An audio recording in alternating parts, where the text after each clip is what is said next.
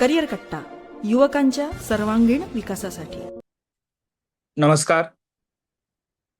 शिवसंकल्प व्याख्यानमालेचा आजचा 86वा भाग. आज आपण तंत्रज्ञान आणि भविष्यातील कौशल्य या विषयावर जो विषयपत्रिकेवर डिक्लेअर केलेला विषय आहे तो यापूर्वीच झालेला होता. ते टायटल रिपीट झालेलं आहे, त्यामुळे आपण तो विषय आज बदलतोय. आणि आज आपण AI वापराची योग्य पद्धत आणि अतिवापरामुळे होणारे मानसिक परिणाम या विषयावर आपण या ठिकाणी चर्चा करणार आहोत. कारण AI हा आपल्या दैनंदिन वापराचा एक महत्वाचा भाग झालेला आहे. आपण वापरतो त्याच्यामध्ये, म्हणजे AI रिप्लेस नाही करू शकत, पण AI मुळे आता या ठिकाणी बरेच या ठिकाणी जॉब रिप्लेस व्हायला लागलेले आहेत. मग अशा परिस्थितीमध्ये आपण एकतर अति टोकाचं म्हणतो की अरे मला AI वापरता नाही आलं तर मग माझ्यावर संकट येऊ शकतं का, मी या स्पर्धेच्या बाहेर फेकलो जाऊ शकतो का, असा एक विचार होण्याची शक्यता नाकारता येत नाही. त्यामुळे मग आपण या ठिकाणी AIच्या वापराकडे वळत आहोत. आणि हे वळत असताना लक्षात घ्या की ते देखील दुधारी अस्त्र आहे, शस्त्र आहे. आणि ते वापरण्याची एक आपली स्वतःची एक आचारसंहिता, ज्याला कोड ऑफ कंडक्ट म्हणतात, ते असणं गरजेचं आहे. हे लक्षात घ्या त्याच्यावर. कारण काय होतं की AIचा योग्य संतुलित वापर, सृजनशील वापर जो आहे तो या ठिकाणी महत्वाचा आहे. अतिवापरामुळं या ठिकाणी मेंदू, स्मरणशक्ती, विचार क्षमता, भावना, झोप इत्यादी बाबींच्यावर या ठिकाणी, किंबहुना काही वेळेला तर तुमच्या नातेसंबंधांच्यावर देखील या ठिकाणी दुष्परिणाम होत असतात. आपण AIचे गुलाम बनून चालणार नाही. तर आपण या ठिकाणी आपल्याला स्वतःला या ठिकाणी AIचा एक टूल म्हणून वापर करता आला पाहिजे. ही क्षमता आपल्याला स्वतःमध्ये विकसित करता आली पाहिजे. आणि यासाठीच म्हणून आजचं जे सत्र आहे, हे सत्र आपण या ठिकाणी विषय निवडलेला आहे मी, की आपण AIचा वापर संतुलित पद्धतीने कसा करावा, त्याचे दुष्परिणाम नेमके काय असतात हे लक्षात घ्या. पहिल्यापासून सुरुवात आपण करू की आपल्यात ते काही लोक मला मेसेज करतात, सर आता आम्हाला लेक्चरची सवय झालेली आहे आणि अलार्म नाही लावला तरी पण आम्ही बरोबर 6ला उठतो आणि फ्रेश होऊन तुमच्या लेक्चरला बसलेला असतो. काही लोकांचं म्हणणं असतं की या ठिकाणी सर आम्हाला ते आता सवय झालेली आहे की झाल्यानंतर आम्ही रिसर्च करतो, तुम्ही दिलेला टास्क पूर्ण करतो. हे एका बाजूला आहे. पण सगळ्यात पहिल्यांदा तुम्ही स्वतःला प्रश्न आता विचारला पाहिजे की सकाळी उठल्यानंतर सगळ्यात पहिल्यांदा तुम्हाला काय आठवतं. म्हणजे तुम्हाला तुमचा मोबाईल आठवतो, मोबाईलवरचे नोटिफिकेशन आठवतात, की घरचे लोक आठवतात. हा सगळ्यात महत्वाचा प्रश्न आहे. आणि याचं उत्तर बऱ्यापैकी आपल्या मित्रांचं असं असणार आहे की मी रात्री शेवटचा मेसेज मित्राला किंवा मैत्रिणीला केला होता, त्याचा रिप्लाय काय आला कारण मी झोपी गेलो, ते पहिल्यांदा बघतोय मी. लक्षात. आणि हे जर असेल तर थोडंसं आपल्याला काळजी करणं गरजेचं आहे. लक्षात आहे की आपल्याला या ठिकाणी सुरुवात, कारण आपली सुरुवातच ग्रामीण भागात एक या ठिकाणी एक मीम बनवला जायचा बघा, की अगोदरच्या ग्रामीण भागातल्या महिला सडा टाकून रांगोळीच्या टिपक्या जोडायच्या आणि दिवसाची सुरुवात व्हायची. आणि आज या ठिकाणी महिला काय करतात की पॅटर्न लॉकच्या टिपक्या जोडतात आणि दिवसाची सुरुवात होते. आता यातला विनोद हा भाग आपण बाजूला ठेवूया, पण हे ज्या वेळेला सांगितलं जातं त्यावेळेला एक परिस्थिती दाखवण्याचा प्रयत्न केला जातो की आपल्या दिवसाची सुरुवातच आहे, ही सुरुवात जर अलार्म बंद करण्यापासून होते, याचा अर्थ तुम्हाला त्या मोबाईलची तितकी आवश्यकता आहे. इथून पासून ते आपल्या, त्याचबरोबर या ठिकाणी मग सोशल मीडियाचा वापर, त्याचे नोटिफिकेशन, या सगळ्या गोष्टी आहेत. हे का आज घेतो हे मी तुम्हाला सांगतो लक्षात त्याच्या बाबतीतनं, की MIT मीडिया लॅबचं 2025चं जे काय या ठिकाणी रिसर्च आहे, त्या अभ्यासानुसार या ठिकाणी AIचा सतत वापर करणाऱ्या विद्यार्थ्यांच्या मेंदूच्या विचार क्षमतेशी संबंधित जे काही या ठिकाणी न्यूरल कनेक्शन आहेत, ते 4 महिन्यामध्ये अतिशय लक्षणीय, म्हणजे मेजरेबल असे या ठिकाणी कमी झालेले आहेत. हे लक्षात त्याच्यामध्ये your brain on chat GPT नावानं हे प्रसिद्ध झालेलं संशोधन आहे. ज्यांना वाचायचं आहे ते वाचू शकता. हे लक्षात त्याच्या पद्धतीने WHO 2025 मध्ये डिजिटल वेलबिईंगचा एक या ठिकाणी नवीन आरोग्य श्रेणी घोषित केलेली आहे. हे लक्षात घ्या, कारण त्याच्यामध्ये AI plus smartphone plus social media, ही जी काही त्रिमूर्ती म्हणून आपण, AI plus smartphone plus social media, ही जी त्रिमूर्ती आहे, ही आपल्या तरुणांच्या हातात असल्यामुळे, तरुणांच्या सातत्यानं सोबत असल्यामुळे यापूर्वी कधीही नसलेले काही परिणाम आपल्या मानसिकतेवर, आपल्या मनावर या ठिकाणी व्हायला लागलेले आहेत. त्यामुळे आज आपल्याला AI थांबवायचं नाही आहे, त्याचा वापर कसा करायचा याच्यावर या ठिकाणी हे शिकणार आहोत. त्याच्यावर आपण चर्चा करायची. हे लक्षात घ्या, AI म्हणजे काय. आता सगळ्यांना काय म्हणतो, घिसापिटा सवाल म्हणतात, अशा पद्धतीने तुम्हाला त्याचं बऱ्याच लोकांनी उत्तर दिले असतील, तुम्ही शोधला असाल, बघितला असेल. हे लक्षात घ्या. तर AI मी म्हणतो की एक टूल आहे. म्हणजे त्याचा मशीन सारखा वापर करायचा आहे. माणसासारखं या ठिकाणी शिकणे, समजणे, निर्णय घेणे, भाषा समजण्याचे ते शास्त्र आहे, लक्षात घ्या. म्हणजे काय, चॅट जीपीटी, जेमिनी, क्लाउडी, त्यानंतर या ठिकाणी कन्व्हर्जल एआय, सुनो, त्यानंतर या ठिकाणी परप्लेक्सिटी आहे, यासारखे बरेच ऍप जे आहेत ते कुणी कोडिंगसाठी, कुणी व्हिडिओ जनरेशनसाठी, कुणी रिसर्चसाठी, इमेज क्रिएशनसाठी, अशा वेगळ्या वेगळ्या कामासाठी या ऍपचा उपयोग होत असतो. चांगले एआय कशासाठी उपयोग केले जाऊ शकतात?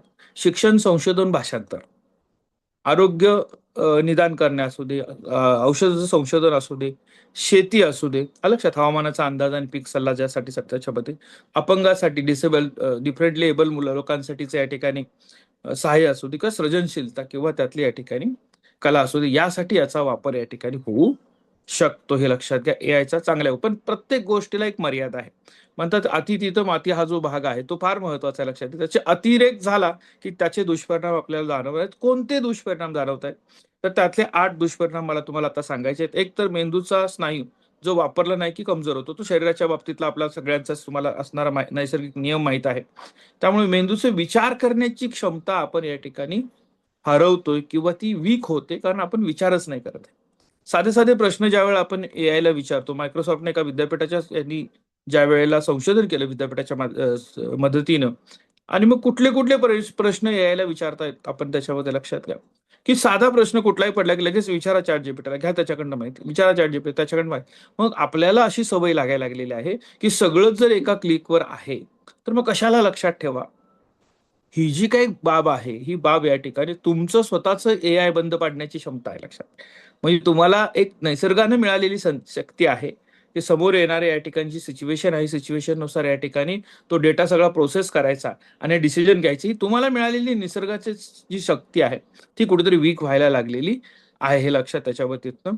म्हणजे आपल्याला एक लक्षात येतं की आपल्याला सगळंच जर का एका क्लिकवर मिळते, तर कोण वाचेल, कोण लक्षात ठेवेल, त्यापेक्षा ते मिळणार आहे. आणि मग त्याचे पुढचे परिणाम जे आहेत ते नंतर बघू आपण, की हे जे काही या ठिकाणी परिणाम आहे त्याला या ठिकाणी गुगल इफेक्ट असं देखील म्हटलं जातं, हे लक्षात त्याच्या बाबतीतनं. फोन नंबर लक्षात राहत नाहीत, आता फोन नंबर लक्षात ठेवायचा प्रयत्नच तुम्ही करत नाही, लक्षात घ्या. म्हणजे मी वारंवार सांगतो, लँडलाईन होते त्यावेळेला ते घरचे काही नंबर, प्रत्येकाला कमीत कमी 20-25 नंबर तरी पाठ असायचे. नातेवाईकांचे नंबर, घरचे नंबर, ऑफिसचा नंबर हा पाठ असायचा. ते आपोआपच या ठिकाणी ते नंबर डायल केले जायचे कीपॅडवर असताना, किंवा या ठिकाणी डायलर रिंग असतात त्याच्यामध्ये. त्याच्यानंतर या ठिकाणी तो बटनाचा फोन आला, त्याच्यावरही बऱ्याच वेळा नंबर आपण डायल करत होतो, टाईप करत होतो. कॉन्टॅक्ट लिस्ट मर्यादितच होती, 15, 16, 20, 25, 100 पर्यंत. आणि स्मार्टफोन आल्यानंतर एकही नंबर पाठ करत नाही. स्वतःचा नंबर देखील या ठिकाणी बघून सांगणारी लोक मी बघितले आहेत, विशेषतः तुमची तरुण पिढी. ज्यावेळेला मला भेटते त्यावेळेला मी सांगितलं नंबर सांग म्हटलं की ते मोबाईलमध्ये बघून या ठिकाणी नंबर सांगतात. हे वीक झालं. आपण विचारलेलं या ठिकाणी विसरतो, लोकांची आयडेंटिटी विसरतो, हे लक्षात त्याच्या बाबतीतनं. रिकॉल होते नंतर त्याच्यामध्ये. का होतं हे? कारण एका बाजूला कुठेतरी आपण जास्त डिपेंडन्सी आपल्याला वाढायला लागलेली आहे. याचा सगळ्यात मोठा परिणाम परीक्षेमध्ये, हॉलमध्ये जाताना तुम्ही ब्लँक होता, वाचलेलं असतं, काहीच लक्षात राहत नाही, का रिकॉल होत नाही, लक्षात घ्या. हे थोडंसं जास्त परिणाम वाढलेलं आहे. सगळ्यात महत्वाचं काय, की तुमची क्रिएटिव्हिटी संपून जाते, आलं लक्षात. म्हणजे ज्या वेळेला तुम्ही एखादं फ्लायर बनवा म्हटलं की यायला कमांड दिली, 2 मिनिटात फ्लायर बनवून देतं. मग तुमचं या ठिकाणी कलर सेन्स, तुमचं या ठिकाणी वेगळेपण जे आहे ते सगळं विसरून जातं, किंवा ते कुठेतरी गायब होऊन जातं. मी जसं तुम्हाला सांगितलं होतं की आज बऱ्याचशाच या ठिकाणी प्राध्यापकांच्या देखील याला फ्लायर मी स्टेटसला वगैरे बघतो, ऍडमिशनसाठीचे फ्लायर आहेत किंवा एखाद्या विशेष दिवसाचे एक सारखी थीम सगळीकडे दिसते.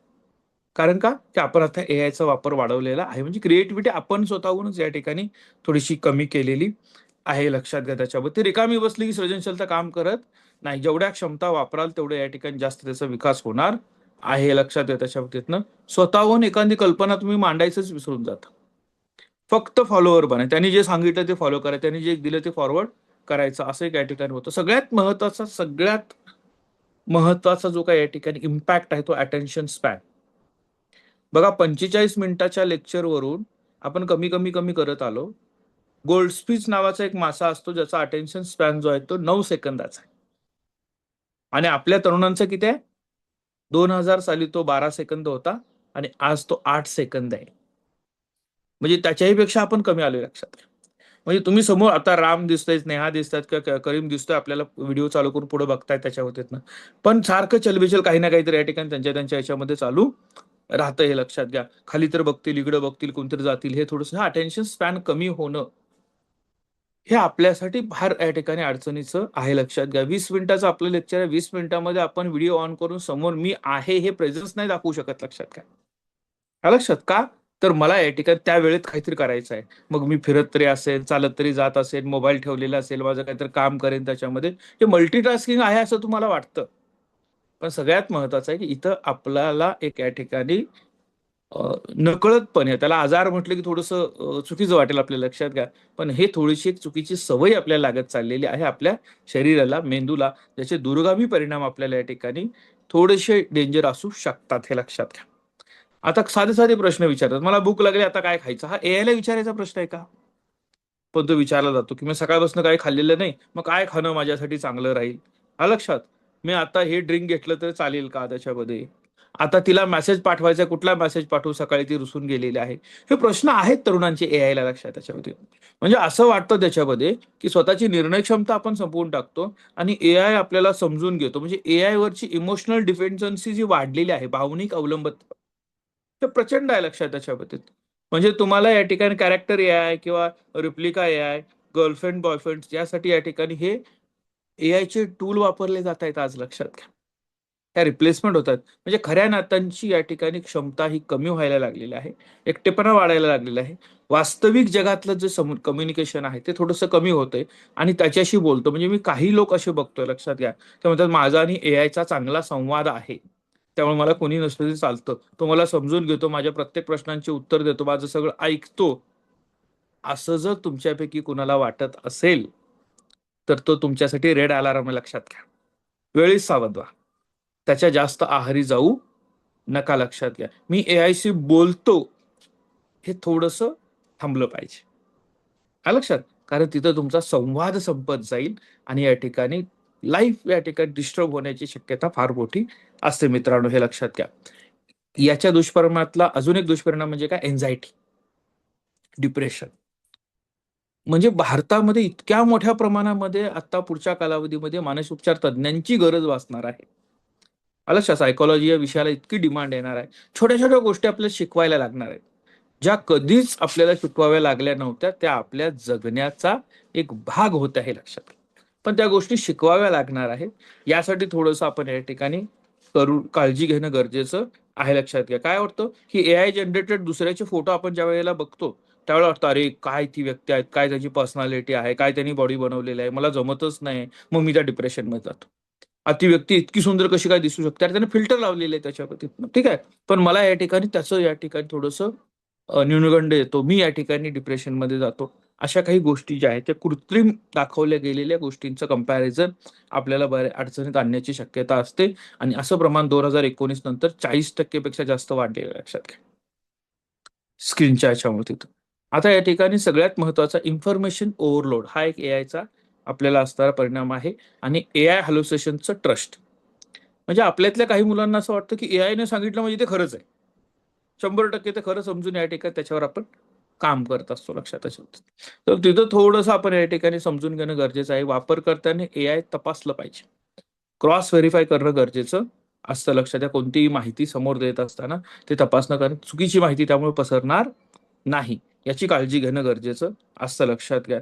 तुम्हाला या ठिकाणी मिस इन्फॉर्मेशन सोसायटी बनते, म्हणजे आपल्याकडं मुलांच्या मध्ये एक विषय पसरला त्याच्यावरच आपण बोलत राहायचं. थोडासा संवेदनशील विचार करणं, लक्षात, किंवा या ठिकाणी परिस्थितीचं आकलन करणं, त्यातून स्वतःचे निर्णय घेणं, या क्षमता कुठेतरी वीक व्हायला लागतात. त्याचा उपयोग करा, त्याला डेटा अनालाइज करायला लावा, त्याचं विश्लेषणचा रिपोर्ट घ्या, डिसिजन तुम्ही घ्या. या गोष्टी चांगल्या पद्धतीने उपयोगाला येऊ शकतात. क्रिटिकल थिंकिंग नावाचा पार्टच आपला या ठिकाणी संपून जातो. त्याच्यावर आपण काम करणं गरजेचं आहे, लक्षात आहे. त्याच्यामध्ये शिक्षणावर काय परिणाम होतो नेमका त्याच्यावर आपण बघितलं पाहिजे. तुम्ही विद्यार्थी म्हणून लक्षात घ्या. असाइनमेंट तुम्ही खरं सांगा की असाइनमेंट किती लोक विदाऊट एआयचा वापर करताय? बऱ्यापैकी आपण सगळं एआयला विचारतो, त्याची कॉपी करतो आणि ते एकतर लिहायचं असेल तर लिहितो किंवा कॉपी पेस्ट करून प्रिंट काढून सबमिट करतो, लक्षात घ्या. असाइनमेंट काय म्हणजे एआयचं सबस्क्रिप्शन वाढवायचं टेंडर शिक्षकांना दिले म्हणून तुम्हाला सांगितले असतात का? अजिबातच नाहीत, लक्षात घ्या. किंवा असं कुठल्याही पॉलिसीमध्ये ठरलेलं नाही त्याच्यामध्ये तुमच्या डोक्यात असं असेल की देशामध्ये उद्योजकांना धार्जिन धोरणं बनवली जातात, मग एआय ची कंपनी कोणीतरी काढलेली आहे जिओनी किंवा रिलायन्सनी आणि त्याचं मार्केटिंग वाढलं पाहिजे म्हणून आमच्या एनईपी मध्ये एआय आधारित असाइनमेंट नावाचा प्रकार टाकलेला आहे. काहीच नाही ना. तुम्हाला जे विषय दिलेले आहेत ते विषय यासाठी दिलेत की तुम्ही या ठिकाणी स्वतः अभ्यास करावा, एआयची मदत घ्यावी, पण स्वतःचं काहीतरी त्याच्यामध्ये असावं यासाठी दिलेलं आहे. पण आता सरळ सरळ कॉपी पेस्ट करतो आणि आपण सबमिट करतो. हे त्या विद्यार्थ्यांसाठी जे सबमिट करतात, काय लक्षात, दुसरे तर त्याच्यापेक्षा पुढच्या लेवलचे आहेत. ते मित्राला सांगतात तूच विचार, तूच कर आणि तूच देऊन टाक सगळं त्याच्यामध्ये, मी बिझी आहे. काय लक्षात, असं देखील या ठिकाणी बघतो. त्या व्यवस्थेचा उपयोग काय हे लक्षात घ्या. आता ज्यावेळेला लिहायला बसतात नाही मुलं त्यावेळेला अडचण होत बसते परीक्षेमध्ये. काय लक्षात, म्हणजे तुमचं सगळं नॉलेज स्मार्टफोनवर आहे, परीक्षेमध्ये स्मार्टफोन लिहायची अजून तर सोय आलेली नाही ना, तिथं तुम्ही काय कराल त्याचा विचार करणं गरजेचं आहे. लक्षात आहे त्याच्या व्यतिरिक्त विषय समजला नाही, फक्त दिसतो तुम्हाला, समजत नाही तो विषय लक्षात त्याच्या व्यतिरिक्त. आणि मी जे वारंवार म्हणत असतो की तुम्हाला समजून घेणं गरजेचं आहे. प्रश्नांची उत्तरं देता आलं म्हणजे तुम्हाला समजलं असा त्याचा अर्थ नाही. लक्षात घ्या, पद्धत काय होती की तुम्हाला जी गोष्ट शिकवायची आहे ती समजली का हे तपासण्यासाठी प्रश्न उत्तर होती. आता आपण काय करतोय, प्रश्नाचं उत्तर काय आहे तेवढं शोधतो आणि पुढे जातो. म्हणजे समजण्यापेक्षा प्रश्न सोडवण्याकडे आपण जास्त लक्ष द्यायला लागलेलो आहोत. प्रश्नांची उत्तर देणं म्हणजे परीक्षार्थी जे म्हणतात ते आपण बनत चाललो. आणि तिथं एआयच्या किंवा स्मार्टफोनच्या किंवा सोशल मीडियाच्या वापराचा एक धोका आपल्याला आहे. स्क्रीन टाइम मध्ये वाढ झालेली आहे, म्हणजे डोळ्याला त्रास आहे, मानेला त्रास आहे, झोपेवर या ठिकाणी त्याचा परिणाम आहे. लक्षात घ्या, शारीरिक हालचाली आपल्या कमी झालेल्या आहेत आणि या ठिकाणी डोपामाइन जे काय आहे ते सातत्यानं स्क्रोल केल्यामुळे 1-2 सेकंदाच्या रील, 30 सेकंदाच्या रील तुम्हाला लगेच या ठिकाणी चांगल्या पद्धतीचं डोपामाइन रिलीज, बॅड डोपामाइन म्हणतात ते रिलीज करतात. आणि मग छोट्या छोट्या गोष्टींमधनं तुम्हाला मिळायचा जो आनंद आहे तो कमी होतो. लक्षात घ्या.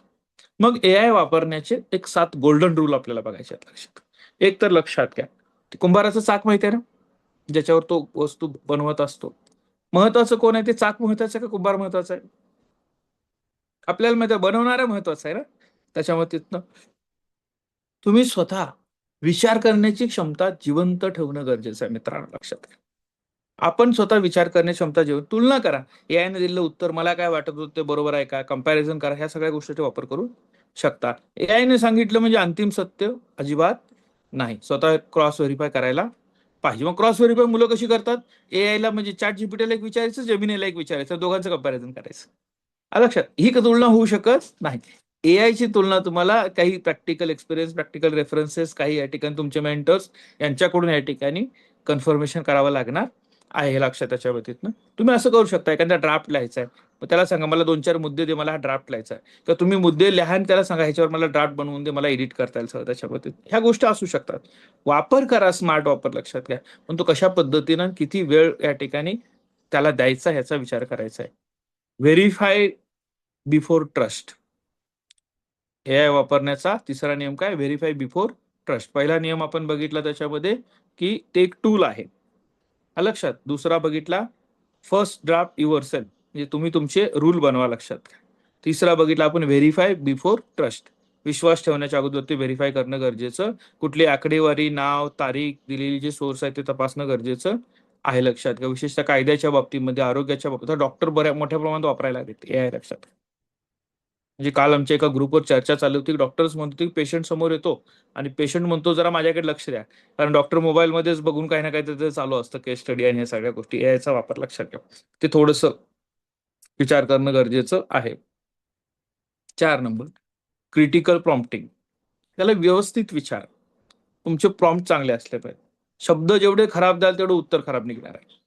हे लक्षात, त्याला उत्तर व्यवस्थित विचारणं गरजेचं आहे. मला निबंध लिहू असं म्हणण्यापेक्षा, मी 18 वर्षाचा विद्यार्थी आहे, ग्रामीण भागातल्या पाण्याच्या समस्येवर मला 500 शब्दांचा निबंध लिहायचा आहे.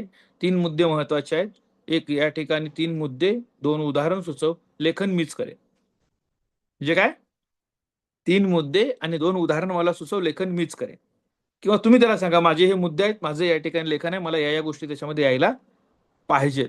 त्याचा परिणाम बघा किती चांगला येणार आहे. लक्षात घ्या, टाइम बॉक्सिंग जे म्हणतात ते फार महत्वाचं आहे. एक वेळेची चौकट बनवा, म्हणजे एआयशी संवादासाठी 1-2 तास पुरेसे आहेत तुम्हाला, कामानुसार जशी गरज आहे तशी. शिक्षक असतील तर 30 मिनिटं, सृजनशीलतेसाठी 30 मिनिटं, शिक्षणासाठी 30 मिनिटं, सर्जनशीलतेसाठी 30 मिनिटं, मनोरंजन म्हणून एक 30 मिनिटं तुम्ही त्याचा वापर करू शकता, लक्षात घ्या. बाकी वेळ तुम्ही स्वतःचा मेंदू, पुस्तके, माणसे यांच्यासोबत घालवणं गरजेचं आहे. टाइम टेबल फार महत्वाचं आहे मित्रांनो आपल्यासाठी, हे लक्षात घ्या, ते गरजेचं आहे. नो एआय झोन, एआय लक्षात, नो एआय झोन या ठिकाणी आपल्याला क्रिएट करायला पाहिजे. म्हणजे हा वेळ आहे माझा, सकाळचा 1 तास मला नाही एआय वापरायचा आहे, जेवण करताना एआय नाही वापरायचा आहे, कुटुंबासोबतचा वेळ आहे एआय नाही वापरायचा आहे, झोपण्यापूर्वी 1 तास एआय वापरायचा नाही, आणि वैयक्तिक डायरी लिहिताना एआय वापरायचा नाही. असे काही रूल बनवून झोन बनवणं गरजेचं आहे, लक्षात देशाबाबतीतनं. त्याच्यानंतर या ठिकाणी 7वा नियम, महत्वाचा नियम त्याच्यामध्ये, AI for growth not for escape. म्हणजे ते पळून जाण्यासाठी नाही, तो वाढीसाठी. म्हणजे काय, आपल्या जबाबदाऱ्या एआय वर टाकून या ठिकाणी आपण हे करू शकतो का? नाही, लक्षात घ्या. एआय वापरासाठी, शिकण्यासाठी, सुधारण्यासाठी, सृजनशीलसाठी याचा वापर केला पाहिजे. एकटेपणा, चिंता, भावनिक रिक्तता भरण्यासाठी नको.